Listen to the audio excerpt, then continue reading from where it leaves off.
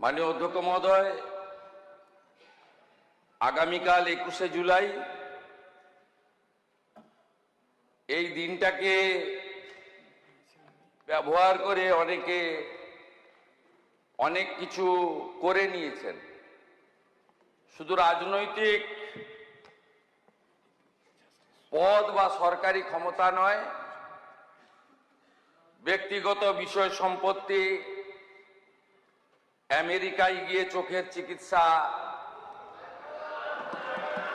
Charter ফ্লাইটে ঘোরা, হরিশ চ্যাটার্জি হরিশ মুখার্জি স্ট্রিটে 38টা প্লটের মালিক হওয়া, অসংখ্য প্রাসাদের মতো বাড়ি তৈরি করা, অনেক অনেক কিছু করে নিয়েছেন। কিন্তু 21শে July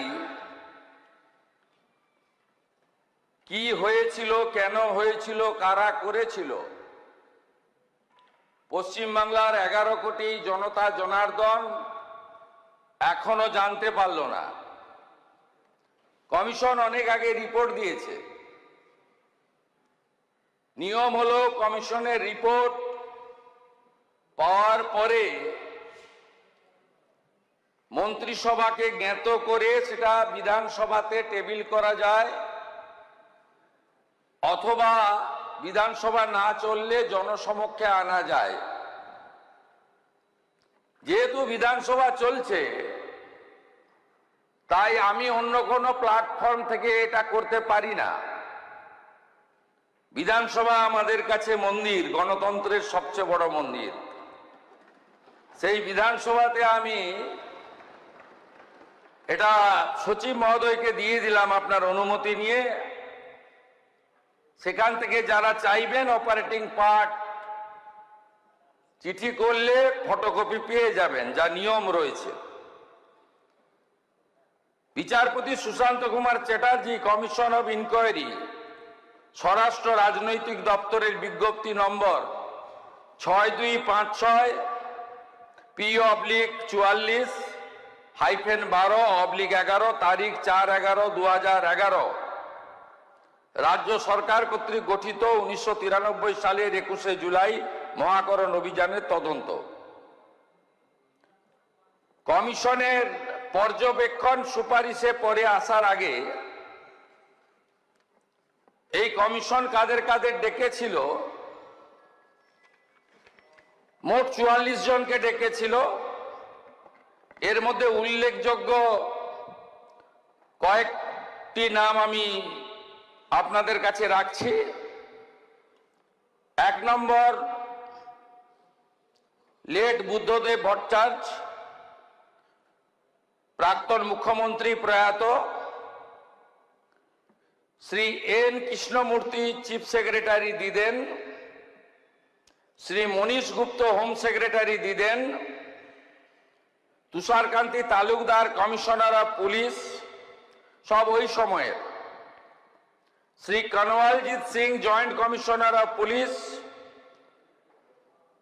Rajkamal Johri joint commissioner police, Shri Dinesh Chandra Bajpai additional CP, Shri Prabir Kumar Das ex OC Hastings, Shri DN Biswas ex DC headquarter, Shri Siddhartha Roy ex DC CD, Shri DK Ghoshal ex sergeant, Shri Kiriti Sengupta x DC SB, Shri বিমান বোস লেফট ফ্রন্টের যিনি চেয়ারম্যান ছিলেন, সম্ভবত সেই সময় সিপিআইএম এর সম্পাদক ছিলেন, শ্রী সোমেন্দ্রনাথ মিত্র, শ্রী প্রদীপ ভট্টাচার্য, শ্রী মঞ্জু কুমার মজুমদার, শ্রী প্রভাস ঘোষ, শ্রী বিশ্বনাথ চৌধুরী, শ্রী সরল দেব, শ্রী কিরণময় নন্দ, শ্রী তপন সিকদার, ডক্টর ওমর আলী, শোভনদেব চট্টোপাধ্যায়, পঙ্কজ ব্যানার্জি, মদন মিত্র, সৌগত রায়, রুমা মুখার্জি, রীতা মুখার্জি, অনিন্দ জানা, রাজীব বসু, শুভম দত্ত, অমিত ধর ইত্যাদি মোট 44 জন। সবচেয়ে বড় যিনি সাক্ষী হিসেবে নিজেকে দাবি করেন, প্রাক্তন মুখ্যমন্ত্রী মমতা বন্দ্যোপাধ্যায়কে কমিশন ডাকার প্রয়োজন মনে করেনি। হয়তো আলাদা করে বলে দিয়েছিলেন যে আমাকে ডাকবেন না। সবাই উপস্থিত হয়েছেন, কেউ কেউ কোশ্চেন হিয়ারিং এর উত্তরও দিয়েছেন পাঠানো প্রশ্নের। একজন রিফিউজ করেছিলেন যে আমি সাক্ষী দিতে যাব না, তার নাম হলো প্রাক্তন অপোজিশন লিডার 2001 থেকে 2006 প্রয়াত পঙ্কজ ব্যানার্জি। তিনি বলেছিলেন, তার স্টেটমেন্টে ইংরেজিতে রেকর্ড করা আছে, তাই আমি ইংরেজিতেই পড়ছি। When summoned by the commission as the first victim of the 1993 agitation, where he sustained head injury, that means late Pankaj Banerjee, expressed his inability to depose and gave a statement to the media that I believe that the person solely responsible for the firing was none other than the Home Secretary Monish Gupta. But the culprit has been given a berth in the Mamata Banerjee cabinet. It is quite apparent why the commission could not take his name or hold Monish Gupta responsible. The commission did it under the direction of the powers that be. এই স্টেটমেন্টটা উনি দিয়েছিলেন Times of India 1/1/2015, কমিশনকেও জানিয়েছেন internally আর পাবলিকলিও বলেছেন। আর বাকিরা গেছেন। এই কমিশনের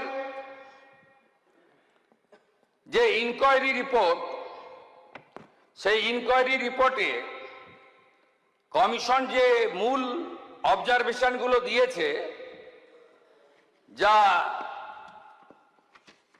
এটাতে আছে, পি নীরজ নয়ন, প্রিন্সিপাল সেক্রেটারি, এটাতে আমি বাংলা করে আপনাদেরকে বলছি। এক, আইন অনুযায়ী প্রয়োজনীয় যথাযথ নির্বাহী তদন্ত এক্সিকিউটিভ ইনকোয়ারি হয়েছিল বলে কমিশন মনে করে না। সম্পূর্ণ নির্বাহী তদন্ত প্রক্রিয়াটি ন্যায্য, যথাযথ, সরল বিশ্বাসে সম্পন্ন হয়েছে বলে প্রতীয়মান হয় না। নির্বাহী তদন্তের রিপোর্ট এবং সংশ্লিষ্ট অন্যান্য রিপোর্টের অনুপস্থিতি বিচার বিভাগীয় পর্যালোচনার আওতার বাইরে চলে গেছে। ফলে পুলিশি গুলি চালনার যথার্থতা প্রমাণিত হয় না। তৎকালীন পুলিশ কমিশনার তুষারকান্তি তালুকদারের রিপোর্ট আধিকারিকদের বিবৃতির সঙ্গে যথেষ্ট অসামঞ্জস্যপূর্ণ।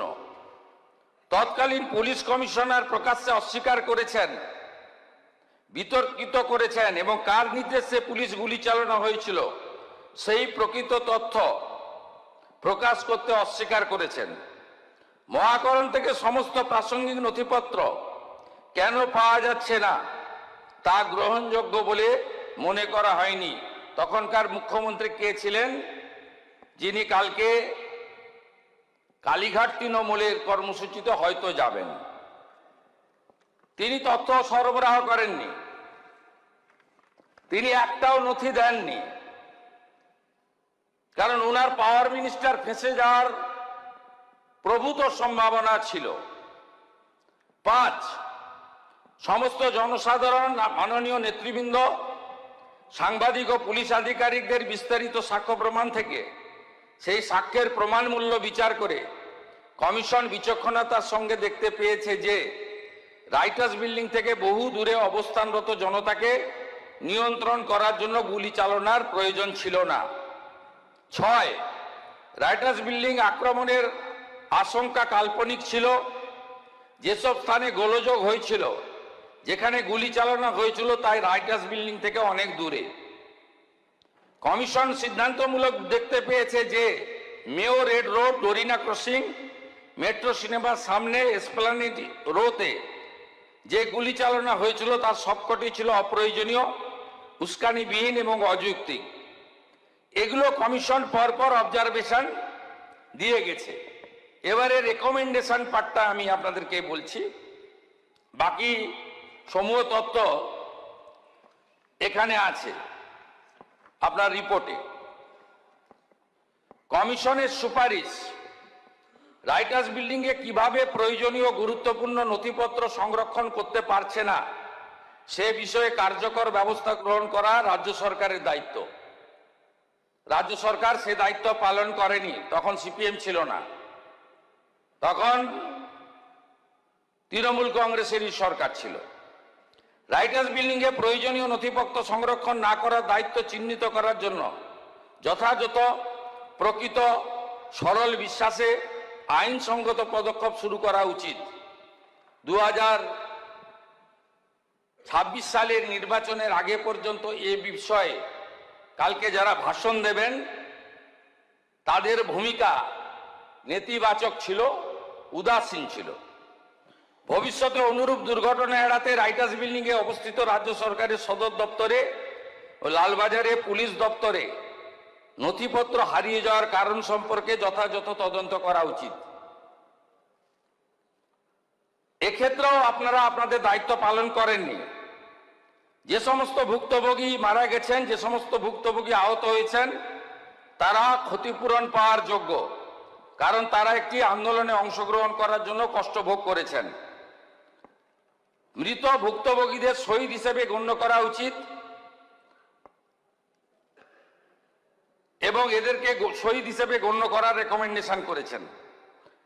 কমিশন যে 12 জনকে পোস্টমর্টমের পরে চিহ্নিত করা হয়েছে তাদের পরিবার, তাদের প্রত্যেককে 25 লক্ষ করে টাকা আর আহতদের 5 লক্ষ করে টাকা দেওয়ার সুপারিশ করছে।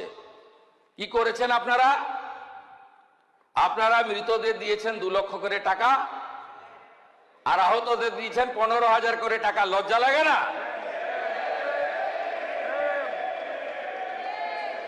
আপনারা নিহতদের দিয়েছেন 2 লক্ষ করে টাকা আর আহতদের দিয়েছেন 15,000 করে টাকা, আর কমিশন বলেছে নিহতদের দিতে 25 লাখ করে টাকা, আহতদের 5 লক্ষ করে টাকা।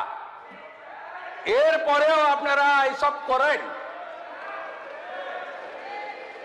আমি এই রিপোর্ট পেশ করে আহত এবং ক্ষতিগ্রস্ত পরিবারকে বলবো, আপনারা যদি ফ্রেশ এফআইআর করতে চান সে সুযোগ বর্তমান সরকার দেবে। আপনারা যদি কমিশনের সুপারিশ মতো ক্ষতিপূরণ বর্তমান সরকারের কাছে চান, মুখ্যমন্ত্রী রিলিফ ফান্ড থেকে আমি সেই ক্ষতিপূরণ দেব। আর যারা আপনাদেরকে ব্যবহার করে এমপি হলো, এমএলএ হলো, মন্ত্রী হলো, মুখ্যমন্ত্রী হলো, চার্টার ফ্লাইটে চললো, হেলিকপ্টারে আকাশে থাকলো, বাড়ি গাড়ি সম্পত্তি করলো, দুবাই গেল, সিঙ্গাপুর গেল, আমেরিকার হপকন্সে চিকিৎসা করালো, তাদের থেকে আপনারা দূরে থাকবেন। সাথে সাথে আমি এই হাউসকে বলছি যে আমাদের কাছে আরো বেশ কিছু তথ্য আছে, আমরা প্রয়োজন মতো সেগুলো প্রকাশ করব। যেমন আমফানের ক্যাগ রিপোর্ট, যেমন কোভিডে মেডিকেল ইকুইপমেন্ট পারচেজ রিপোর্ট, সব তথ্য আমার কাছে আছে। তথ্য আমি বের করেছি, পাবলিক ডোমেনে আসা উচিত, বিধানসভার টেবিলে আসা উচিত, এবং আপনারা যা যা ধ্বংস এখানে করে গেছেন এটা পশ্চিমবঙ্গের লোককে জানানোর দায়িত্ব আমাদের সকলের।